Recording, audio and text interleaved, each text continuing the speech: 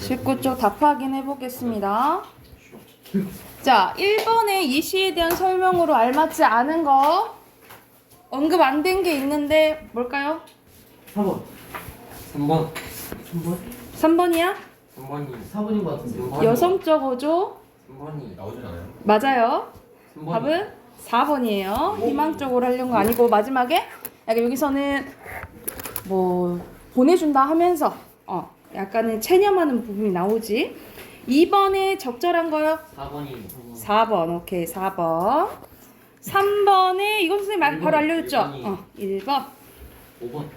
자, 4번은 어떤 작품이냐면 가실이라는 이거는 고려 가요예요. 그래서 간단히 이제 해석하면 가시렵니까? 가시렵니까? 버리고 가시렵니까? 날로는 어찌 살라고 버리고 가시렵니까?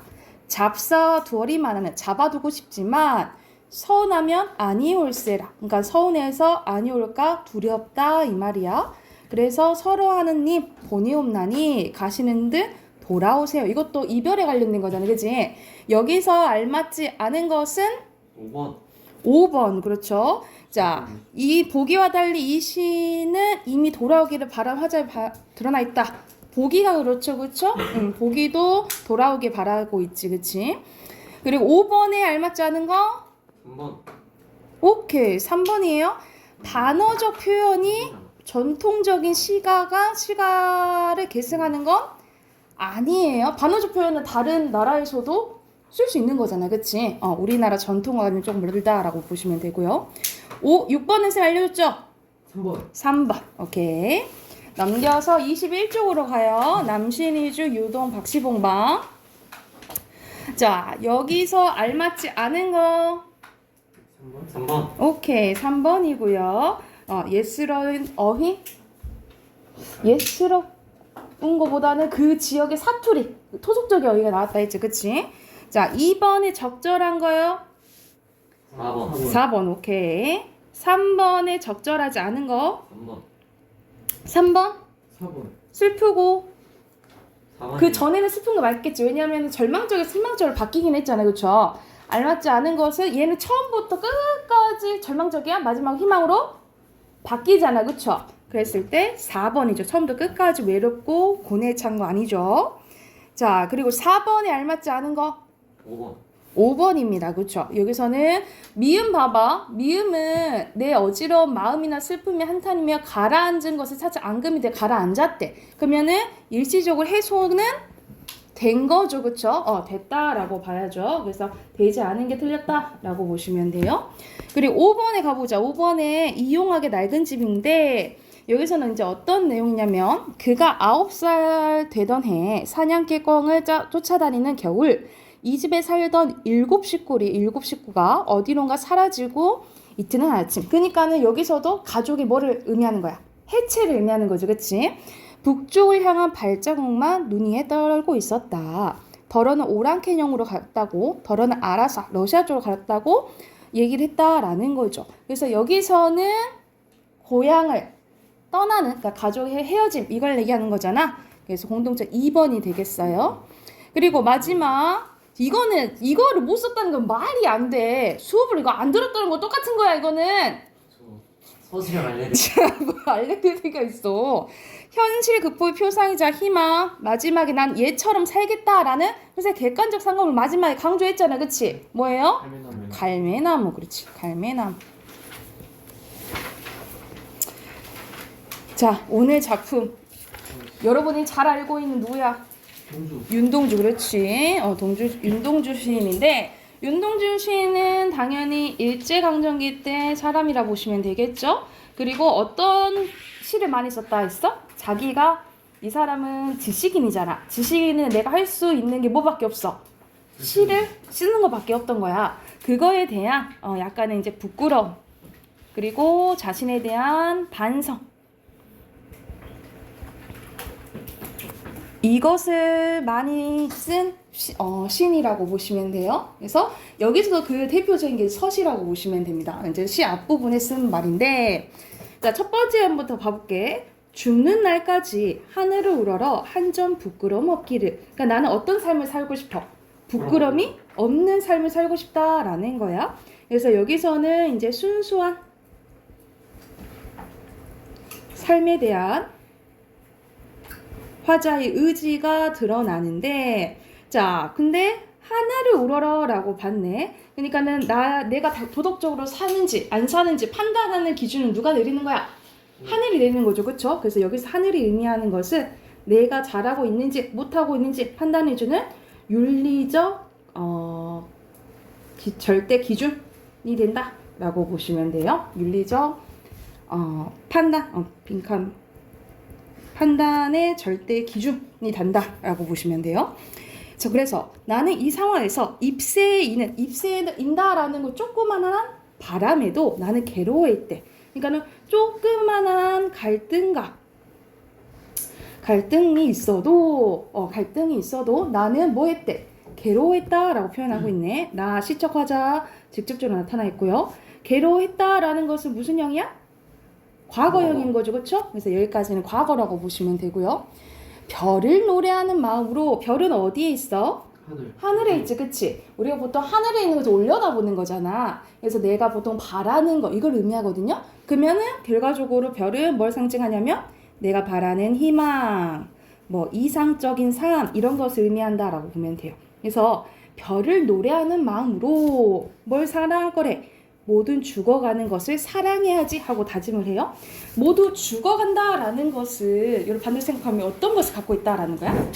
죽는다라는 것은 기저에 뭘 가지고 있다? 안 좋은 관계? 죽을 수 있다라는 것은 뭘 가지고 있는 거야? 실현? 살아날 수 있다. 그거를 단어로 얘기를 해봐. 윤회. 환생? 아니. 윤회. 아니. 전생.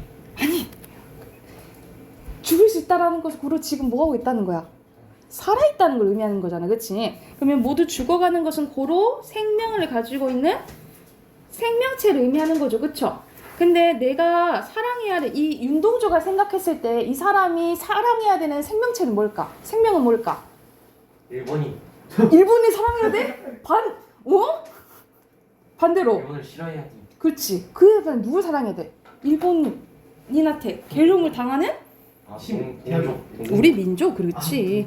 우리 민족, 우리 민족을 사랑해야지 하고 다짐을 합니다. 그리고 나한테 어떤 게 주어진 게, 그러니까 얘는 이제 시인이잖아. 시인으로서 내가 이제 지식인으로서 부끄러움 없는 삶을 살아가야겠다라는 이제 소명 의식을 갖고 다짐을 하게 됩니다. 걸어가야겠다 하는 이제 의지적 태도가 드러나 있네요. 자, 뭐뭐 해야겠다라는 거 시제적으로 뭐예요? 과거. 미래. 반대로 얘기하고 있어. 미래죠, 미래. 자, 이렇게 부정적인 상황인데도 나는 잘 살아야겠다 다짐을 해요. 그런데 오늘 밤에도, 오늘 이제 현재지, 오늘 밤에도, 우리 밤은 보통 긍정적인 거 부정적인 거 부정이죠. 다 그런 거 나 이제 부정적으로 해석한다 했어. 그러면 시대적으로 봤을 때 뭘 의미하는 거예요? 그렇지, 일제강점기야 지금은. 그래서 내가 바라는 별, 희망적인 게 바람에 스치운데, 그러니까 나는 잘 이겨내야겠다 다짐을 했어. 근데 현실은 어때? 안 그래요. 현실은 여전히 힘들 거야. 그래도 견뎌보겠다, 이 얘기가 나온 거죠. 그래서 바람은 여기서는 일제강점기 실현 고난이라 보시면 돼요. 그래서 앞에서도 바람 나왔었잖아, 그치? 근데 여기서는 미음은 니은과는 똑같지는 않아요. 기억하시고 니은에 나오는 바람과 똑같지는 않아. 스치운다 라고 보시면 됩니다. 그래서 지금 현실은 힘들고 할 거지만 그래도 견뎌내 보겠다 라는 것을 담은 시라고 보시면 됩니다. 그래서 옆에 정리된 거 봐볼게. 주제는 부끄러움이 없는 삶에 대한 소망과 의지고요. 자, 과거, 미래, 현재. 그럼 시간순인 거야? 시간순은 아닌 거야. 그리고 대립적인 시어. 선생님이 동그라미 친 거랑 세모 친 거는 뭐 된 거야? 상반된 걸 생각하시면 되겠죠? 그러니까 동그라미는 별, 상반된 거 밤, 뭐 이런 바람, 뭐 이런 게 되겠지. 자, 그리고 밑에 보면 시어 의미 풀이 되어 있어요. 보시고. 이제 또 보이죠? 바람은 갈등, 이연의 바람은 현실적인 실현. 그래서 같지는 않다라고 이거 기억해 두시면 됩니다. 이해가 됐을까요? 자, 이거는 오늘 간단히 여러분이 흔히 이제 접하고 했던 시라 간단하죠? 옆에 있는 뒤로 넘겨서 작품 하나 더 할게요. 23쪽은 풀어오시고 자 한용운의 님의 침묵입니다. 한용운도 일제강점기 때 사람이 생각하시면 되는데 이 사람의 직업은 조금 특이해요. 이 사람은 스님입니다. 그래서 승려라고 보시면 되는데 우리가 그러면 승려가 이제 모신 사람은 부처님인 거지, 그치? 그래서 이 사람은 승려이기도 하면서 시인이기도 하면서 독립운동가라고 보시면 돼요. 그래서 여기서는 이제 이미 침묵하고 있는데 이 임을 달리 해석하는 경우가 많다라고 보면 돼요. 그래서 여기서는 첫 번째 행을 보고 님을 어떻게 해석하는지 한번 봐볼게. 님이 지금은 어땠대? 같다라는 거야. 그래서 지금 헤어진 상황인 거지, 그치? 그래서 여기서 임은 그리운 대상인데 하고 감탄사 나왔죠? 사랑하는 나의 임은 같습니다. 그러니까 임은 내가 사랑하는 사람인 거야. 그런데 선생님이 아까 전에 한용운 이렇게 직업이 다르다 했죠, 그치? 이거에 따라서 임이 해석이 달리 해석돼요. 그래서 여기 옆에 잠깐 봐볼게. 문학 감상 관점에 따라서 임이 달라집니다. 임의 의미가 달라집니다. 먼저 그냥 작품 자체만 보면은 임은 뭔 거야? 사랑하는 사람인 거야. 연인인 거야. 그래서 작품 자체를 보는 것은 답이 딱딱딱 정해질 수밖에 없다 했지, 그치? 그래서 내재적 관점은 같은 말로 무슨 문적 관점이라 했죠? 효용문적. 답이 딱딱딱 수요 아닌가? 정해져 있어. 절대론적. 절대론적, 그렇지. 같은 말 써도 돼. 절대론적 관점으로 했을 때는 이제 사랑하는 연인인 거야. 그런데 이 사람은 어느 시대 때 사람이라고? 일제강점기 때 사람이라고. 그래서 그 시대를 보면 반영론적 관점인데 이 반영론적 관점을 봤을 때는 임은 어떻게 해석될 수 있냐면 우리의 조국 이렇게 해석할 수가 있어요. 그리고 시인은 직업이 승려라고 했지, 그치? 그러면 작가 입장에서 보는 거, 시인 입장에서 보는 거 표현론적 관점이야. 이렇게 봤을 때는 사랑하는 님은 누구겠어? 부처나 불교적 진리가 되겠죠, 그쵸? 그리고 받아들인 사람은 우리가 독자잖아. 그거 입장에서 보면 효용론적 관점인데 이거는 다양하게 해석될 수 있다라고 보시면 돼요. 그래서 여기서 이렇게 묶어서 이거는 외재적 관점이라고 해요. 외재적 관점. 그래서 크게 문학을 감상하는 관점에는 내재적 관점이랑 외재적 관점이 있는데 이거에 따라서 달리 해석된다라고 보시면 돼요. 그래서 임을 이렇게 다양하게 해석할 수 있다라는 거 보시고 그럼 본문 자세히 봐볼게요. 시 다시 볼게. 자, 푸른 산빛을 깨치고 단풍나무 숲을 향하여서 간대. 여기서는 푸른 산빛은 파릇파릇한 걸 얘기를 하잖아. 그러면 단풍나무면 약간 진 거지, 그치? 그래서 여기서는 상반돼요. 뭐랑 상반돼? 푸른 산빛이랑 단풍나무 숲이 대조된다라고 보시면 돼요. 대조되고. 자, 여기서 난 작은 길을 걸어서 차마 떨치고 갔대. 님이 간 상황에서 점점 상황은 안 좋아지는 거야, 그치? 그래서 떨치고 갔다라는 거죠.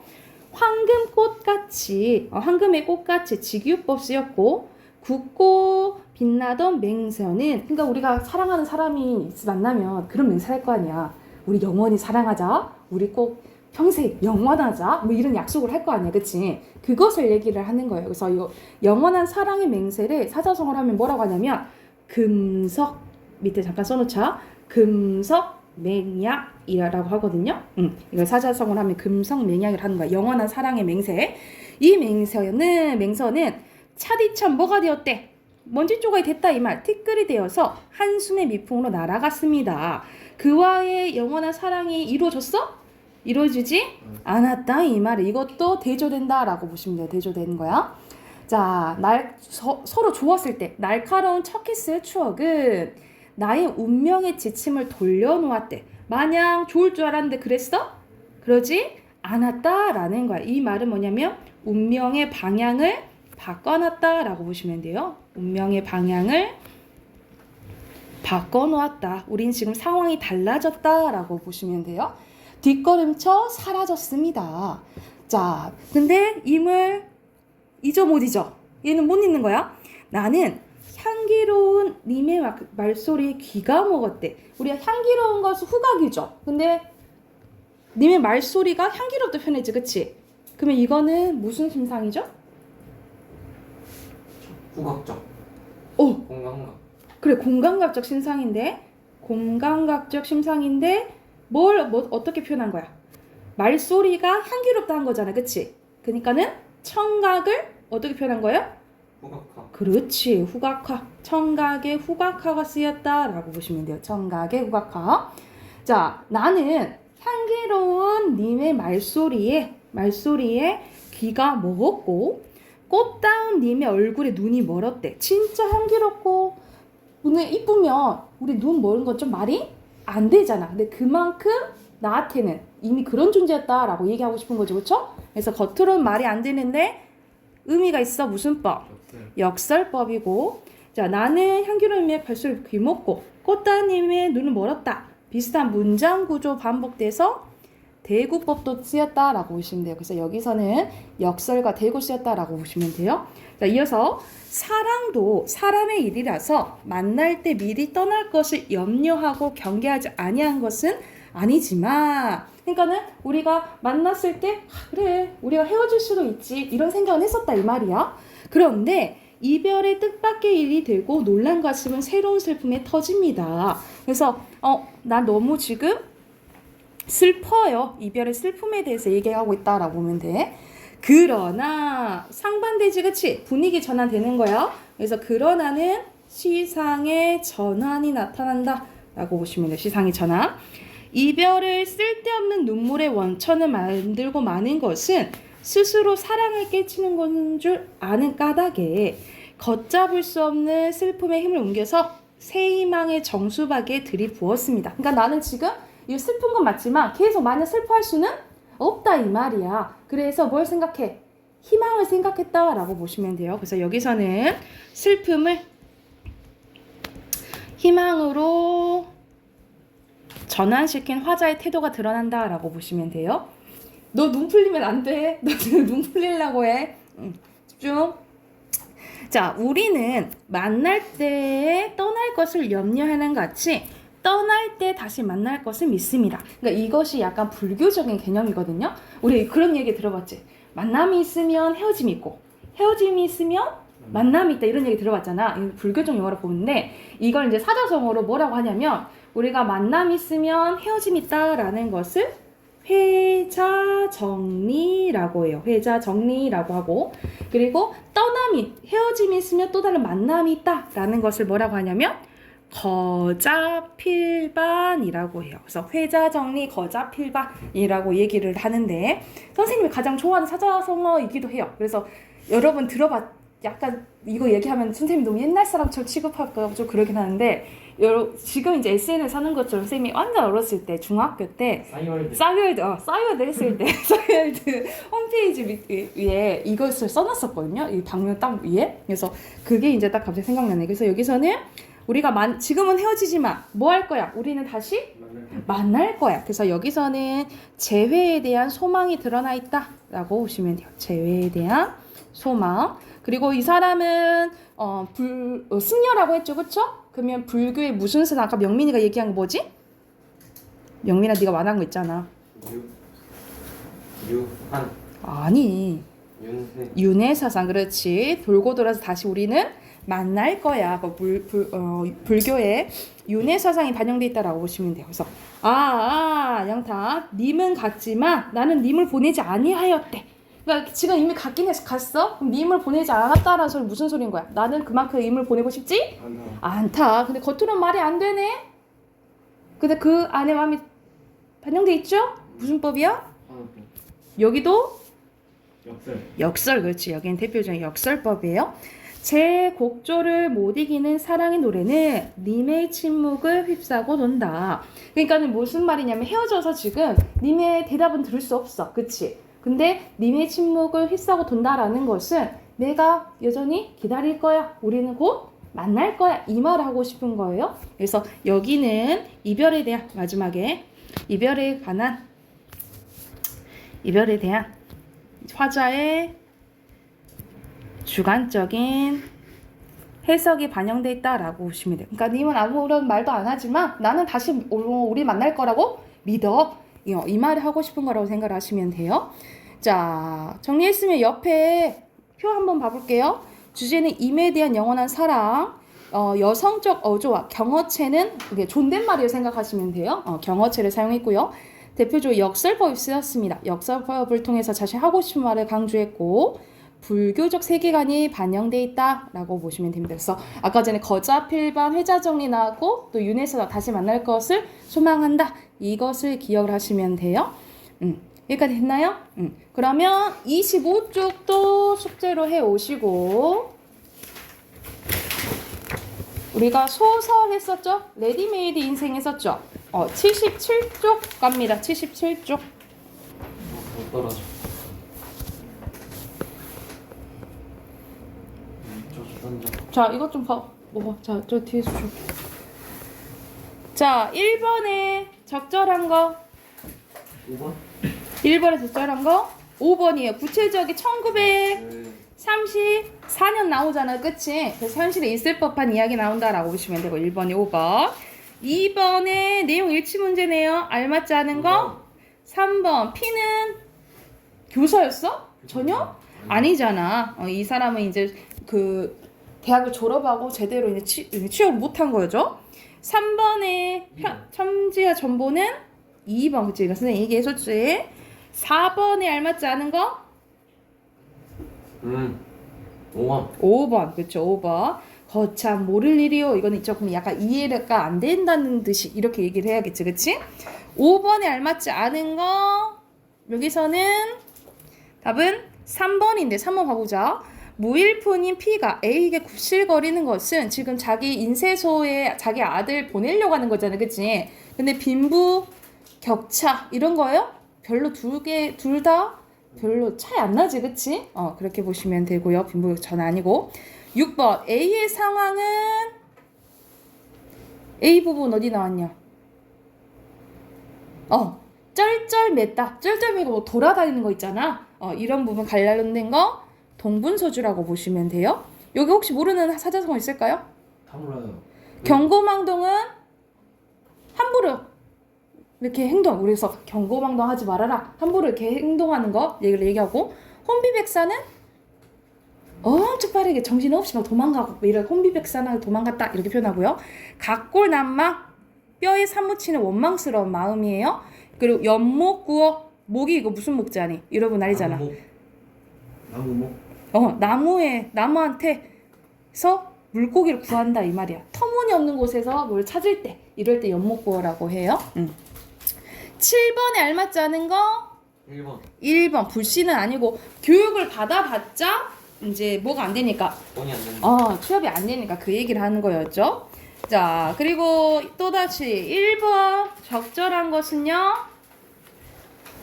2번이고요 2번에 말하기 방식과 관련된 거 4번 오케이. 뭐라고 표현해? 자기 아들을 산 짐을 지고 오느라 고생 많았네 이런 식으로 표현했잖아. 그래서 자기 아들을 산 짐에 비유했다 라고 보시면 되고요. 3번에 적절하지 않은 거 참 그 아들은 아버지 오래 살았나? 어렸을 때 보고 잘 못 봤다 했잖아. 그치? 그래서 2번이에요. 가정부 철저히 받은 거 아니고. 그리고 4번에 적절한 건데 이게 이상의 가정인데 진짜 이렇게 힘들잖아. 이게 이상이 되게 그 사상이 독특한 작가라고 유명하거든요. 그래서 여기서는 어느 부분 보면 되냐면 여기서부터 한번 봐보자. 우리 집이 앓나 보다. 아픈가 보다. 그러고 누군가 힘겨운 도장을 찍나 보다. 수명을 헐어서 전당이 잡히나 보다. 나는 그냥 문고리에 쇠사슬이 늘어지듯 매달렸다. 문을 열려고 안 열리는 문이 열려고 하면서 얘도 가정에서 제목이 가정이잖아. 집이 어려운데 그래도 계속해서 뭔가 이뤄내려고 노력하는 가장의 모습이 드러난 거라고 보시면 돼요. 그래서 적절한 건데 답은 3번이라고 보시면 돼요. 가장으로서의 무력감을 점점 초라해지는 것도 당신도 마찬가지군요 하면서 이상이 P한테 할 수가 있겠지. 서로 가장으로서 힘든 걸 보여주는 거니까. 그리고 5번 가볼게요. 5번 A는 마지막 문장이잖아. 여기서는 가장 적절한 거 뭐예요? 1번. 1번? 5번? 5번? 여기 선생님이 레디메이드가 무슨 뜻이라 했어? 이미 만들어져가지고 기다리는 인생이란 거 있잖아. 그치? 4번. 그래서 그것을 벗어나려고 한 거죠. 답은? 오케이. 4번이에요. 4번. 자, 오늘은 태평천하를 할 건데 채만식이 이제 태평천하예요. 이거는 조금 읽기가 평소에 이제 소설과 조금 말투가 조금 달라서 읽기는 조금 어려워요. 자, 여기서는 이제 대표적으로 선생님이 잘 알려주자면, 자, 윤직원 영감이라고 하는데 이 사람은 일제강점기 때 일본한테 이렇게 붙어가지고 자기 이제 돈만 이제 얻으면서 우리 집안만 잘 살면 된다라고 생각하는 사람이에요. 그래서 아들이 이제 여기서도 이제 창식이가 나오는데 창식이가 있고 이 창식의 아들 두 놈이 있습니다. 종수와 종아기가 있어요. 그래서 둘 다 이제 자기 창식이는 별로 아들이 시원찮네. 근데 손자들이 이제 공부를 잘하고 누가 이제 경찰 한 명은 군수 되고 한 명은 경찰서장 돼가지고 떵떵거리면 살면 되겠다 하고 큰 그림을 그리고 있었는데 이 종학이라는 애가 이제 사회주의 운동을 하면서 이제 끌려간다라는 소리를 듣게 돼요. 그래서 자기가 원하던 꿈이 어떻게 되는 거야? 깨지는 거다라고 생각하면 돼. 그래서 그 부분이 이제 일부분 나온 거거든요. 한번 내용 한번 봐볼게. 자, 초리가 길게 째진 여기서는 이제 주인공 누구였어? 윤직원이지. 윤직원 영감의 이제 외양 묘사가 나온다라고 보시면 돼요. 초리가 길게 째진 올라간 봉의 눈, 준수하니 복이 들어있는 코, 뿌리가 축 처진 키와 큼직한 잇몸, 다 수북이다 남자상입니다. 그러니까는 오래 살고 부유하게 생겼다 이 말인 거죠. 나이는 올해 72살입니다. 그러나 쉽게 여기지 마십시오 하고 누구한테 말하는 말투인 거야? 독자에게 말하는 말투죠. 그쵸? 그래서 이 문장을 통해서 필기해 놓을게. 여기서는 독자와의 약간 대화 방식으로 서술이 이어진다 라고 보시면 돼요. 독자에게 직접 말하는 말투라고 생각하면 돼. 심장 비대증이 천식기가 좀 있어 망정이지 정정한 품이 30살 먹은 장정 여대친답니다. 그러니까는 30살과 비교해서 손색이 없다라고 얘기한 거야. 뭘 가지고 겨루든지 말이지요. 그 차림새가 또한 혼란스럽습니다. 옷은 안팎으로 윤이 지르 흐르는 모시진골을 거시고 여기서는 모시진골 네모 쳐놓자. 이거는 이제 윤직원 영감의 약간 부유함을 나타내는 소재라고 보시면 돼요. 그래서 이렇게 부유함을 나타내는 것은 선생님이 네모 칠게. 자, 그리고 머리에는 탄건을 받쳐서 주경 달린 통영갓도 네모 날아갈 듯 올라앉았습니다. 그리고 발에는 큼직한만이 소음을 한 근씩 두어직한 흰 버선을 신었고요. 흰 버선 네모. 운두새까만 마른 신을 조그맣게 신고 마른 신도 네모. 바른 손은 오른손 얘기를 하는 거야. 은으로 개대가리를 만들어 붙인 화려 개화장, 지팡이가 있다라는 거. 화려한 지팡이가 있었다라는 거야. 이 개화장도 네모 쳐놓자. 왼손에는 4살배기 묵직한 못도 있었다라는 거야. 합죽선도 있었다, 부채도 있었다라고 얘기하는 거죠. 이 풍신은 풍채라고 보시면 돼. 풍채. 이 풍채야말로 아까워서 옛날 사람이었다면 일도 방백은 물론이고 이 방백은 뭘 의미하냐면 도지사, 어떤 큰 인물 이러는 거라 보면 돼. 분명 그런 건 했었을 것이다 라고 얘기하는 거. 더 옛날이었으면 그런 것을 간혹 입이 삐뚤어진 친구는 광대로 인식하기도 하고 왜냐하면 겉모습이 너무 화려하잖아. 그러니까 어떤 사람은 광대로 인식하기도 하고 또 동경, 대판의 사탕 장수들이 캐름을 대장감으로 침을 삼키니 통탄한 일입니다 라고 하는 거야. 그러니까 잘 모르는 사람들은 뭐라고 이제 오해해? 광대나 캐름을 대장감으로 오해한다 이 말이야. 그러니까 이거는 자 서술자가 윤직원 영감이 잘 몰라서 하는 말인데 사람들이 이렇게 오해하는 게 아쉬워요, 통탄해요 이렇게 얘기하는 거잖아. 근데 진짜 사실은 그렇게 진짜 안타까운 걸까? 아닌 거죠. 이거는 이제 비꼬는 말이라고 보면 돼. 그러니까는 이거는 여기 A 부분 볼게요. A 부분은 윤직원 영감에게 필기노차 윤직원 영감에게 호의적으로 보이나 좋아하는 것처럼 보이나 사실 비꼬면서 풍자하는 말이라고 보시면 돼요. 겉모습만 이제 번지르르 하다 이 말이야. 자, 썼으면 이어서 볼게요. 마침 이때 마당에서 밭은 기침이 소리 납니다. 창식은 윤직원 영의 바로 아들인데 약간 얘는 말 듣는다 했어? 말 안 듣는다 했잖아, 그치? 윤주사가 조금 아까에 일어나서 간밤에 동경에서 온 전보 때문에 억지로 큰덱 행보를 하는 것입니다. 그래서 이 전보는 어떤 소식을 전하는 거지? 그래서 아까 전에 우리 레디메이드 인생에서도 전보가 어떤 역할을 한다 했지? 어떤 소식을 전하는 거잖아. 이거는 사건 전개를 나타내주고 특히 극적 반전을 나타내주는 단어라고 보시면 돼요. 전보 때문에 억지로 큰데 행복을 했던 것입니다. 하면서 뭐라고 하냐면 웬일로 우리 집에 왔어? 라고 이제 아들내한테 해가 서쪽에 뜨겠구나 라고 한 거야. 지훈아. 윤직원 영감은 아들의 이렇게 부르지도 않은 걸음을 더욱이나 안방에까지 들어온 것을 이상하다고 꼬집는 소리입니다. 뭐하러 오냐? 너 돈 달라고 왔지? 라고 한 거야. 동경서 전보가 왔는데요. 지체를 바꿔 윤주사를 점잖고 너그러운 아버지로 윤직원 영감을 속사납고 경망스러운 어린 아들로 불러놓았으면 꼭 맞겠습니다. 동경서? 전보? 종아기 놈이 경시청에 붙잡혔다고요. 경찰에 붙잡혔다 라고 얘기를 한 거야. 하면서 종아기 이제 선생님이 손자라고 했지. 공부 잘한 손자야. 외치는 소리가 컸거니와 엉덩이를 꽁 찌는 바람에 하마 방구들이 내려앉을 뻔했습니다. 방구 낄 뻔했다라고 얘기하는 거죠. 우스꽝스럽게 표현을 한 거지. 그래서 여기서는 윤직원에 대한 풍자가 나와서 희화화가 전체적으로 쓰인다라고 보시면 돼요. 여러분, 희화화는 어떤 사람에 대해서 우스꽝스럽게 웃음을 유발하면 희화화라고 하거든요. 그래서 여기서는 윤직원 영감에 대한 희화가 계속 나온다라고 보면 돼. 모여서 온 식구들이 제가끔 정도에 따라 제각기 놀란 것은 물론이고요. 윤직원 영감은 마치 묵직한 몽치로 뒤통수를 얻을 마느냐 정신이 멍해서 입을 벌리고 눈만 휘둥을 했지 한동안 말을 못하고 꼼짝도 않습니다. 그리고 이윽고 으르렁거리면서 잔뜩 쪽을 들이고 앉습니다. 오죽이나 좋은 세상이에요. 오죽이나 하면서 자기는 지금 일본에 이렇게 빌붙어가지고 돈이랑 권력이 있잖아. 그치? 이러한 좋은 세상에 왜 그런 운동을 한다고 하냐라고 이제 윤직원 영감 이해가 안 되는 거예요. 윤직원 영감 팔을 부르걷고 주먹으로 방바닥을 땅치면서 성난 황소가 영각을 하듯 직유법 쓰였네.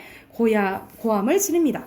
화적패가 있더냐 아니면 불황다 같은 수령들이 있더냐 재산이 이때야 도적놈의 것이요 목숨은 파리 목숨 같던 말세는 다 지나가고 자 보아라 거리거리 순사요 골골마다 공명한 정사 그리고 얼마나 좋은 세상이냐 남은 수십만 명 동병을 하여서 우리 조선 놈을 보호해주고 얼마나 좋은 세상이냐 이 말이야. 근데 우리가 봤을 때 좋은 세상이야?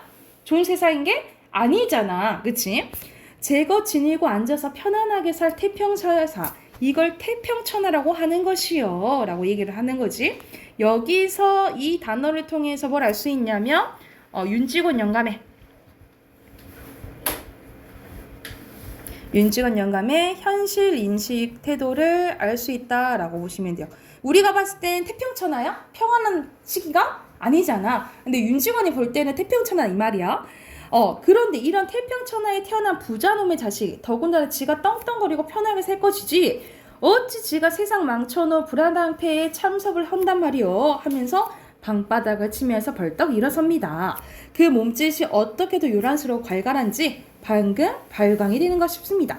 아는 게 아니라 선가건들의 식구들이 방바닥에 치는 소리에 놀랐지만 이 어른은 혹시 상성이 되지 않았나? 그러니까 원래 성질을 버리고 딴 사람이 될까봐 걱정이 돼서 계속 쳐다봤다 이 말이야. 그래서 뭐라고 하냐면 착착 깎아 죽일로 그놈이 내가 핀저여서 100년 진역을 살려고 살걸 100년 진역 살려고 훑어오냐 그놈의 삼척거리는 직분하여 주려고 했더니 그런 삼척거리를 톡톡 팔아서 경찰서나 사회주하는 놈을 잡아놓고 경찰서나 주워버릴걸 하면서 이 태평천하에 왜 이러냐라고 얘기를 하는 거야. 사실상 이거 진짜 태평천하라고 하지?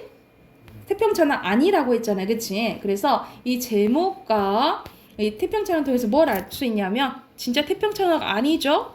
반어적인 표현이죠. 그쵸? 이 반어적인 표현을 통해서 사실 누구를 비판하는 거야? 이 시기가 태평천하를 생각하는 윤직원 영감을 뭐 하는 거예요? 비판하는 거지. 그치? 윤직원 영감을 비판하는데 그냥 비판하는 게 아니죠. 우스꽝스럽게 표현하니까 그렇지. 풍자한 거다 라고 보시면 돼요. 여기까지 써놓으시면 되겠죠.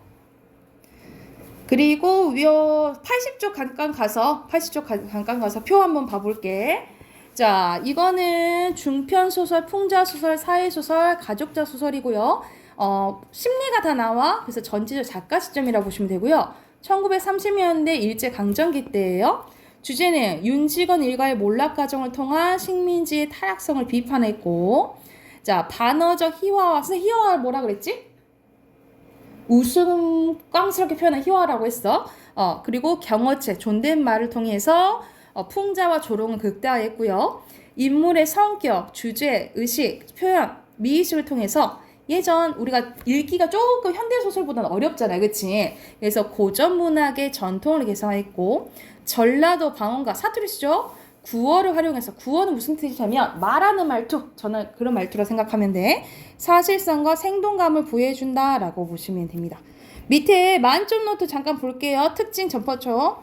특징이 좀 정리되어 있는데 경어체가 사용되고 서술자가 개입되고 방언이 사용되고 전형적인 인물이 수용돼요. 전형적인 인물은 뭐냐면 어떤 사회계층을 대표하는 인물이라고 보면 돼. 그러니까 대표적으로 이 윤직원 영감은 어떤 사람인 거야? 욕심 많고 자기 이득을 위해서는 여기저기 불붙는 기회주의적 이런 사람인 거지. 그치? 이런 전형적 인물이 나왔고 해화과 풍자가 쓰였다라고 보시면 돼요.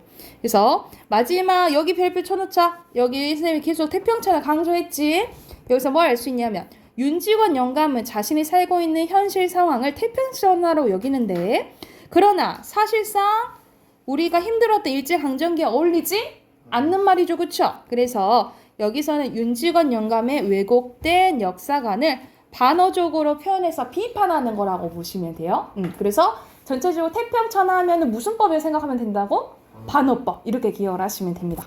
이해가 됐나요? 지금 못 차리네. 같이 한번 봐보자. 자, 1번의 서술상의 특징으로 알맞지 않은 거 이제 모르는 건데요. 여기서는 해학적인 거 맞죠? 경어체에서 존댓말이 했지, 그치? 사용된 거 맞고. 그리고 서술자가 심리가 다 나와. 전체 작가 시점이라 했어. 그리고 4번 보면은 외부에서 관찰하는 거 맞죠, 그쵸? 근데 심리가 다 나와. 전체적 작가 시점은 인물의 심리 다 나오잖아. 그거에 대해 평가까지 하잖아, 그쵸? 그러면 거리가 일정하게 유지되는 게 아니라 거의 다 가깝게 더 설명하겠죠. 그래서 1번에 4번이에요. 방언과 비속어 사용되는 거 맞고. 그리고 선생님 2번에 전보는 새로운 소식을 갖고 오지, 그치? 알맞지 않은 것은 3번이죠. 창식이가 주된 인물은 아니니까 오히려 이제 종학의 소식을 듣고 윤영감이 막 화내는 게 나오죠. 3번에 윤영감의 평가로 적절하지 않은 것은 이 사람은 본받을 사람인 거야? 아니죠. 3번이죠. 존경 완전 아니고 3번이고 4번에 여기서 확인할 수 있는 거 행복한 결말이에요? 아니지, 그치? 인물의 전형성, 선생님이 윤직원이 전형적 인물이라 했죠. 그리고 웃음으로 눈물 닦기? 아니죠. 그리고 영웅이에요? 아니죠. 그리고 마지막 판소리, 사설시. 약간 말투가 약간 고전체여서 현대소설과 좀 다르잖아, 그치? 이거 맞죠. 답 4번이에요. 그리고 5번에 알맞지 않은 것은 4번이에요. 찬양하는 모습 경쾌한 거 전혀 안 어울리고. 자, 6번은 겉으로는 호의적이라 했지, 그치? 그러니까 겉으로는 막 와 좋아해 좋다고 이제 표현하지만 사실은 비꼬는 거라 했잖아요, 그치? 그래서 겉으로는 세워주지만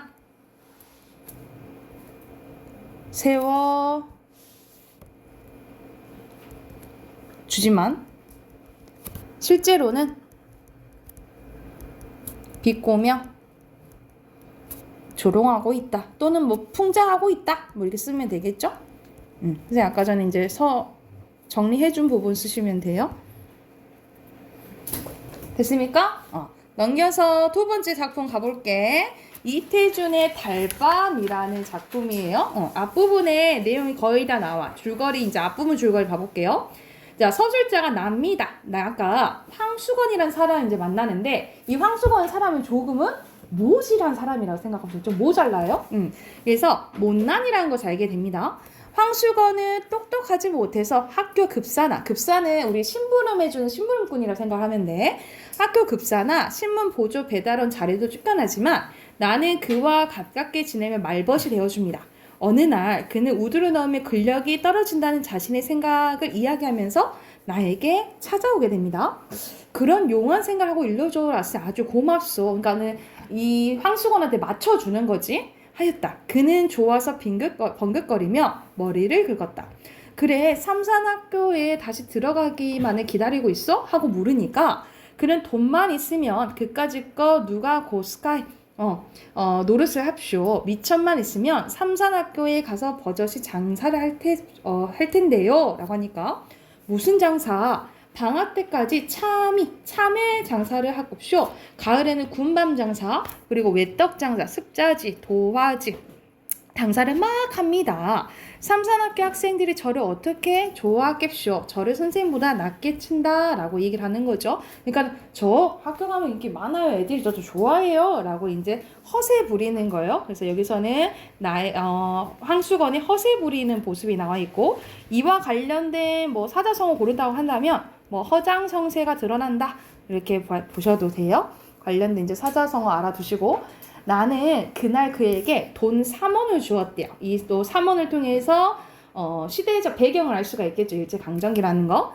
그의 말대로 삼산학교 앞에 가서 버젓이 참외 장사를 해보라고, 그리고 돈은 남지 못하면 돌려오지 않아도 좋다고 했다라고 얘기를 하는 거죠. 그는 3원이란 돈에 덩실덩실 춤을 추다시피 뛰어나갔다. 그리고 그 이튿날 선생님 잡수시라고쇼 하고 나 없을 때 참외 3개를 가져다 주고 갔대요. 그리고는 온 여름 동안 그는 우리 집에 얼씬하지 않았다라는 거죠. 오지 않았다라는 것을 뭘 알 수가 있겠어? 이 참외 장사가 제대로 안 된 거, 그치? 그러니까 참외 장사가 안 된 거를 좀 추리할 수가 있겠죠. 들으니까 여기서부터 가로 표시해보자. 들으니까 참외 장사를 해보긴 했는데 이내 장마가 들어서 미천만 까먹었고, 또 그까짓 것보다 한 가지 더 놀라운 소식은 그의 아내가 달아났다라는 거예요. 그러니까는 엎친 데 덮친 격, 그러니까는 설상가상인 이제 상황인 거죠. 설상가상인 상황인 거야. 저희 끌이 금슬은 괜찮았건만 동서가 못 견디게 굴어 달아난 것이다. 그래서 이제 시집살이에 떠나게 된 거야. 남편만 남 같으면 따로 살림 나는 날이나 기다리고 살 것이나 평생 동서 밑에서 살아야 할 신세를 생각하고 달아난 것이라고 한다. 까지 가로 닫으세요. 그래서 여기서는 이제 황수건의 이제 상황을 짧게 표현해줬다라고 보시면 돼요. 그래서 여기서는 황수건 상황을 요약적으로 제시했다라고 써놓으시면 되겠죠. 그래서 여기는 요약적으로 제시한 부분이야. 그런데 요 며칠 전이었대. 밤인데 달포 안에 수건이가 우리 집을 찾아왔다는 거야. 웬 포도를 큰 것으로 대여서 종이에 싸지도 않고 맨손에 들고 왔다. 그는 번긋거리며 선생님 잡수라고 사왔죠 했는데 웬 사람 하나가 날쌔게 그의 뒤에 따라와서 다짜고짜로 수건의 멱살을 움켜쥐고 끌고 나갔다. 수건이는 그 우둔한 얼굴이 새하얗게 질며 꼼짝 못하고 끌려나갔다라는 거야. 그러니까 이거는 포도를 나한테 주고 싶어서 훔쳐서 갖다 준 거야. 근데 바로 걸리게 된 거죠. 나는 이제 수건이가 포도원에서 포도를 훔쳐오는 것을 즉각 바로 깨닫게 됐다라는 거지. 쫓아나가 매를 말리고 포도값을 물어주었다. 포도값을 물어주고 보니 수건이는 어느 틈에 사라지고 보이지 않았다는 거예요. 나는 그 5송의 포도를 탁자 위에 얹어놓고 오래 바라보며 아껴 먹었다. 여기 내용 쳐놓자. 그의 은근한 순정의 열매를 먹듯.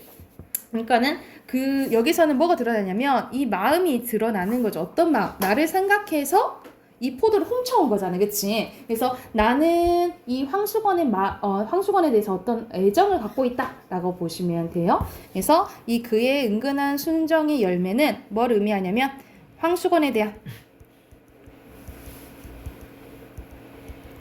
나의 애정이 드러나는 단어라고 보시면 돼요. 그의 은근한 순정의 열매를 먹듯 하나를 가지고 오래 입안에 굴려 먹었다라는 거예요. 어제다 문 안에 들어갔다 늦어서 나오는데 불빛 없는 성북동 길 위에는 밝은 달빛이 길을 깐 듯하였다. 그런데 포도원께로 이제 올라오느라 보니까 막지도 않는 목청으로 사케와나 미나카 미다카 다메이키가 하면서 일본 노래를 불러요. 이게 무슨 뜻이냐면 일본어로는 술은 눈물인가 한숨인가 이런 이제 노래를 누가 수건이가 부르고 지나갔다 이 말이야. 나는 수건인가 하고 아른찰려다가 그가 나를 보며 무한한 일이 있다는 것을 생각했다라는 거지. 그 무한한 일이 뭐야? 포도를 훔쳐서 이제 갖다 준 거잖아. 그거 이제 들킬까봐 그걸 이제 만나면 무한해할까봐 일부러 모른 척 해줍니다. 그래서 회 길 아래로 내려서 나무 그늘에 몸을 감췄다. 그는 길을 보지도 않고 달만 쳐다보며 노래는 이상 외우지도 못하는 듯 첫 줄 한 줄만 되풀이하면서 전에 본 적 없는 담배를 퍽퍽 빨면서 지나갔다라는 거죠. 이걸 통해서 되게 괴로운 심리를 알 수가 있는 거지. 아직도 힘들게 사나보다 이걸 알 수가 있는 거죠. 마지막 이렇게 끝나요. 달밤은 그에게도 유감인 듯하다. 시선이 뭐로 가는 거야? 달밤한테 가는 거야. 그래서 여기서는 시선의 변화가 나타나고 달밤이 그에게도 유감인 듯하다. 이 사람 어떻게 보는 거야? 황수건을 불쌍히 보는 거잖아요. 그치? 그래서 달밤이 유감인 듯하다. 의인법 쓰였고요. 이런 효가 마지막에 달밤으로 시선이 변화가 되잖아. 효가 한 3가지 써놓을게요. 자, 여기서는 어떤 것을 알 수가 있냐면 확실하게 결말이 딱 끝났어? 끝나지 않았잖아. 그치? 그러니까 황수건이 어떻게 됐을까? 누가 생각해보게 돼? 독자들이 생각해보게 되잖아요. 그래서 열린 결말로 여운을 형성해주고요. 그리고 달밤 하면은 우리가 밤이 있으면 약간 분위기가 있잖아. 그치? 특히 어떤 분위기냐면 애상적이라는 것은 슬픈 분이라 보시면 돼요.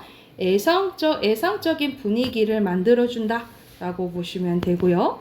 그리고 오히려 내가 수건이가 불쌍해 보였다 이렇게 말하는 것보다 오히려 달밤이 그에게도 유감인 듯 하다라는 게 더욱더 내가 황수건을 생각하는 마음이 돋보이게 해주죠. 그쵸? 그래서 여기서는 황수건에 대한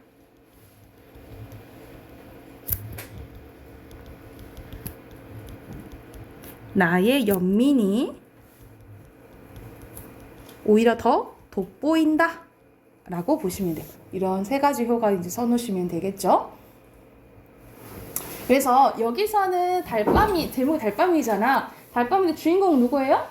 황수건이지, 그치? 그러니까 일제강점기 때 조금 부족한 사람이 살아가는 일제강점기 살아가는 이 못난이에 대한 연민이 드러나 있는 소설이라고 보시면 돼요. 그래서 위에 정리된 거 한번 봐볼게요. 자, 시점은 1인칭 관찰자 시점이고요. 주인공은 당연히 황수건이겠지.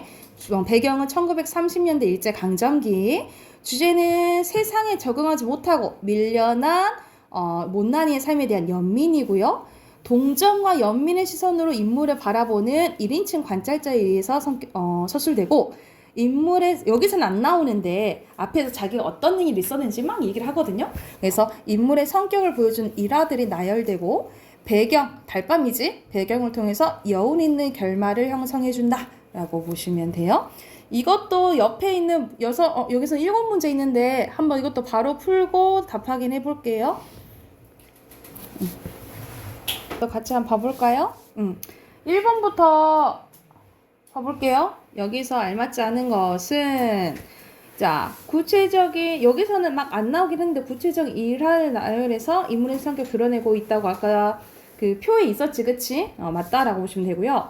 간접 제시와 직접 제시는 뭐냐면 아예 성격을 뭐 얘기해 준다고 했을 때 성격을 직접적으로 말을 해줘라. 얘들아 착하다 이런 식으로 얘기를 하거나 아니면은 말과 행동을 통해서 나타내는 게 간접 제시예요. 근데 여기서는 이 황수건에 대해서 얘기가 이것저것 사건을 통해서 성격을 알 수가 있잖아요. 그치? 그래서 이것도 맞다라고 보시면 되고요.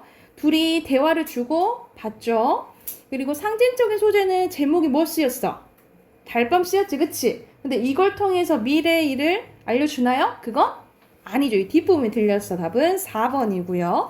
1인칭 관찰 테스트점이었고 2번의 내용 일치 문제네요.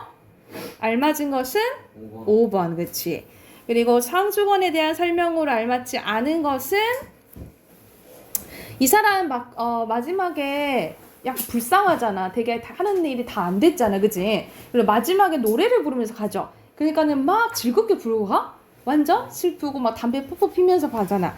그래서 즐겁게 노래하는 낙천적인 성격은 알 수가 없다. 오히려 그런 한스러운 마음을 노래로 이제 표현을 한 거죠. 4번에 황수건 인물됨에 대한 나의 생각이 드러나는 거 비유적인 거 선생님이 네모 쳐줬어. 뭐 쓰면 돼? 그의 은근한 순정의 열매 쓰시면 되겠죠. 그의 은근한 순정의 열매 이거 쓰시면 돼요. 5번 가봅시다. 황수건에 대한 서술자의 호의적인 이 사람에 대해서 전체적으로 좋게 생각을 하죠. 해당되는 거 몇 번이요? 2번. 몇 번? 모르겠어. 기억은 맞거든. 기억은 말 들어주는 거잖아, 그치? 맞고 니은은? 모르겠지. 니은은 얼씬하지 않았다라는 것을 마음이 드러나 있지 않고 상황 얘기해 주는 거잖아, 그쵸? 니은 아니고 디귿은? 아니. 이것도 사실 얘기해 준 거 아니고 리을은? 일부러 생각? 맞아요. 황수호는 생각해서 몸을 피해 준 거잖아, 그치? 리을 맞네. 그래서 답은 3번이고요. 6번의 특징. 행동을 통해서 인물과 서술자의 관계 변화. 관계가 둘이 변화합니까? 꾸준하지. 변화까지는 알 수가 없어. 기억 아니고. 열린 결말입니까? 그래서 여운 형성하는 거? 맞죠. 그리고 특정한 소재를 통해서 인물의 심리 상태를 간접적으로 드러내주냐 이 말이야. 어떤 거 있었어? 노래 부르고 담배 나오죠, 그치? 이게 해당된다라고 보시면 돼요. 디귿 맞고요. 배경 뭐예요? 달밤이지, 그치? 예상적인 슬픈 분위기 만들어주는 거 맞죠? 답 5번이에요. 7번에 알맞지 않은 거 5번. 5번. 그렇지. 완전 서술자의 존재 여부가 중요하죠, 그치? 7번 5번이라고 보시면 됩니다. 자, 하나 더 할게. 소설. 자, 이거는 이건 읽기가 더 쉬운데 여러분이 흔히 알고 있는 작품이기도 하고 뭐 처음 보는 학생도 있겠지만 이거는 배경을 말해주면은 일제강점기 때부터 6.25 전쟁까지 이제 나오는 배경을 나오는 이제 소설인데 일제강점기 때는 여기서는 순환 2대야. 순환이 2대에 걸쳐서 일어난다라고 보면 돼. 그래서 여기서는 아버지와 아들이 나오거든요. 그래서 아버지는 일제강점기 때 팔을 한쪽 잃고요. 아들은 6.25 전쟁 때 다리를 한쪽 있습니다. 그래서 둘 다 이제 크게 보면은 우리 나라 일이잖아요, 그치? 나라 일 때문에 개인의 피해를 받았고 이러한 순환을 겪고 있는데 이거를 어떻게 극복해야할지 그거에 대해서 얘기한 소설이라고 보시면 돼요. 그럼 바로 한번 본문 봐볼게. 이제 아들이 나오면 아들이 군대 갔다가 이제 온다는 소식을 듣고 마중을 나갑니다. 엄청 이제 신나는 마음 마중 나가는데 딱 보니까 다리가 한쪽 없는 거야. 그래서 진수야, 네 우자가 그리 됐노. 전쟁하다 일이 안 되심고 수류탄 쪼가리에 맞았습니다. 하면서 전쟁, 수류탄 쪼가리 이걸 통해서 뭘 알 수가 있는 거야. 시대적 배경을 알 수가 있는 거죠. 수류탄 쪼가리에 얼른 낳지 않고 먹썩어 들어가기 때문에 군의관이 잘라버리십니다. 병원에서의 아버지 와 이리 갖고 나 우째 살까 싶습니다. 우째 살게 우째 살아. 목숨만 붙어있으면 다 사는 기다. 그런 소리 하지 말아라 한 거야. 나 봐라. 팔뚝이 하나 없이도 잘만 안 사나. 남이 보기에 좀 덜 좋아서 그렇지. 살게 뭐해 못 살아 라고 얘기를 하는 거야. 여기서 이제 당연히 속상한 마음은 들지. 그래도 아들이 너무 힘들어하니까 아빠가 이런 말을 해줘요. 그래서 여기서는 아버지의 어떤 성격이 나타나냐면 그래도 긍정적인, 낙천적인 성격이 드러난다라고 보면 돼요. 차라리 아버지같이 팔이 하나 없는 것이 낫겠어 얘. 다리가 없어 노니 첫째 걸어댕겨 불편해서 떡 죽겠습니다. 야, 안 그렇다. 걸어댕겨 하면 뭐하노? 손을 지대로 놀려 이를 뜻대로 하지. 그럴까 해? 그렇다니. 그러니까 집에 앉아서 할 일은 네가 하고 야단김에 할 일은 내가 하면 그러지 않겠냐. 그지? 라고 얘기를 해. 그러니까 서로 불편한 걸 보완하면서 힘 합쳐서 살자 이 얘기를 하는 거예요. 그래서 여기서는 같이 힘을 합쳐 극복하고자 하는 모습이 드러난다 라고 보시면 돼요. 진수는 가벼운 한숨을 내쉬며 아버지를 돌아보았다. 만도는 돌아보는 아들의 얼굴을 향해서 지그시 웃어주었대. 그러니까 속으로는 얼마나 속상하겠어, 그치? 그런데도 이제 너무 절망스러울까봐 오히려 이렇게 웃어줬다라는 거예요. 근데 개천뚝에서 이제 같이 집으로 돌아오는 길입니다. 돌아오는 길인데 개천뚝에 이르렀다. 근데 뭐가 있는 거야? 외나무 다리가 있는 거야. 그러면 다리가 엄청 좁겠잖아, 그치? 누가 걷기 힘들겠어? 진수가 걷기 힘들겠죠? 그래서 여기서는 외나무 다리는 세모, 부자 앞에 놓인 시련, 고난, 뭐 장애물 이런 것을 의미한다라고 보면 돼요. 여기는 그 시냇물이다. 진수는 슬그머니 걱정이 되었대. 물은 그렇게 깊은 것 같지 않지만 밑바닥이 모래 흙이어서 지팡이를 짚고 건너가기가 만만할 것 같지 않기 때문이다. 외나무 다리는 도저히 건너갈 재주가 없고 진수는 하는 수 없이 뚝에 퍼지고 앉아서 바짓가랑 걷어 올리기 시작했대. 만도는, 그러니까 아버지는 만도예요. 만도는 잠시 멀뚱히 서서 아들이 하는 양을 들여다보고 있다가 진수야 그만두고 자 업자라고 한다라는 거죠. 그러니까는 지금 다리가 없으니까 걷기 힘드니까 만도가 이제 업고 가려고 하는 모습이 나오는 거야. 그래서 여기서는 서로 부족한 점을 계속 뭐 해주려고 하는 거예요? 보완해 주려는 이제 부자의 모습이 나오는 거죠. 그래서 여기서는 서로의 부족한 점을 보완해서 극복해내려는 부자의 모습이 나온다라고 보시면 돼요. 업고 건너면 일이 다 되는 거 아니가. 자 이거 받아라 하면서 고등어 묶음을 진수 앞에 밉니다. 이 고등어는 뭘 상징하냐면 이제 진수한테 가기 전에 아들놈이 온다고 우리가 가서 이제 고등어나 구워 먹으려고 애주 고등어를 사가는 거거든요. 그래서 여기서 앞에서 나오진 않지만 고등어가 상징하는 것은 아들에 대한 아버지의 사랑이 드러난다 라고 보시면 됩니다. 진수는 퍽 난처해하면서 못 이기는 듯이 그걸 받아들였다. 만도는 등어리를 아들 앞에 갖다 대고 하나밖에 없는 발을 뒤로 번쩍 내며 자 어서 하면서 진수는 지팡이와 고등어를 각각 한 손에 쥐고 아버지의 등어리로 가 슬그머니 엎였다. 만도는 팔뚝을 뒤로 돌리면서 아들의 하나뿐인 다리를 꼭 안았대. 그리고 팔로 내 목을 감아할 기다 했다. 진수는 무척 황송한데 한쪽 눈을 찌 감으면서 고등어와 지팡이를 든 두 팔로 아버지의 굵은 목줄을 부둥켜 안았대. 만도는 아랫배에 힘을 주며 끙 하고 일어났다. 아랫도가 약간 후들거렸으나 걸어갈 만은 했다는 거죠. 외나무 다리 위로 조심조심 발을 디디며 만도는 속으로 이렇게 새파랗게 젊은 놈이 벌써 이게 무슨 꼴이고 세상을 잘못 만나서 진수 네 신세 참 똥이다 똥 하고 생각을 했다라는 거죠. 그러니까 겉으로는 아들한테 막 뭐랄까 어이구 오히려 그렇게 슬픈 내를 못했잖아. 근데 속마음을 표현 못했지만 속으로는 엄청 속상했다는 거지. 아버지의 등에 덮인 진수는 곧장 미안스러운 마음을 하며 낙거전 이렇게 대단히 아버지도 참 복도 더럽게 없지. 차라리 내가 죽어버렸으면 나을 건데 라고 이상한 또 아들은 아들대로 속상한 마음을 이제 말하지 못해요. 만도가 아직 술 기운이 약간 있었으나 용케 몸을 가누며 아들 없고 외나무 다리를 조심조심 건너는 것이었다. 마지막은 어떻게 끝나냐면 눈앞에 오뚝 솟은 용머리째가 이 광경을 가만히 내려다보고 있었다 라고 끝나요. 아까 뭐랑 조금 비슷해? 아까 달밤에서도 달밤이 그 황수건이 약간 유감인 듯하다 이렇게 표현했잖아요. 그치? 이것도 용머리째로 시선 변화가 나오는 거예요. 시선 변화 그리고 전체적으로 이제 의인법이 쓰였다라고 보시면 되겠죠. 그러니까는 앞으로 이 어떤 이제 효과가 있겠어? 용머리째가 이걸 바라보고 있었대. 여러분이 봤을 때 이 부자의 모습이 어떨 것 같아? 이렇게 힘을 합쳐서 같이 뭐 잘 살아갈 수도 있고 아니면 좀 어려움이 있을 수도 있겠죠. 그래서 여기서도 이 용머리째로 시선이 변화되면서 독자로 하여금 이제 독자가 생각하게끔 해주는 효과가 있다라고 보시면 돼요. 자, 그러면 옆에 바로 또 정리되어 있는 거 한번 봐볼게. 자, 이거는 단편 소설, 전후 소설이에요. 전후는 뭐겠어? 전쟁 후의 소설을 생각하면 돼.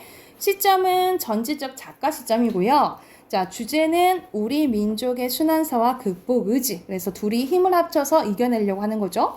그리고 사투리와 토속어를 사용해서 사실감을 높이고 상징적인 장면을 통해서 주제를 표출합니다. 여러분 생각했을 때 이 상징적인 장면은 뭐겠어? 외나무다리. 그렇지. 외나무 다리 건너는 장면인 거죠.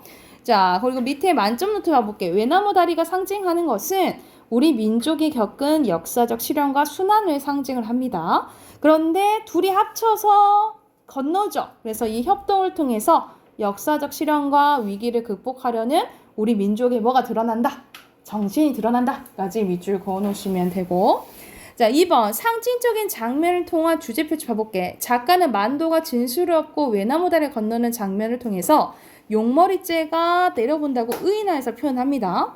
그래서 결과적으로 협동해서 민족의 극복을 극복하려는 의지를 상징하고 그것을 독자로 하여금 생각하게 해준다 라고 생각을 하시면 되겠죠. 이해가 됐나요? 자, 옆에 여기 부분은 또 문제 풀까?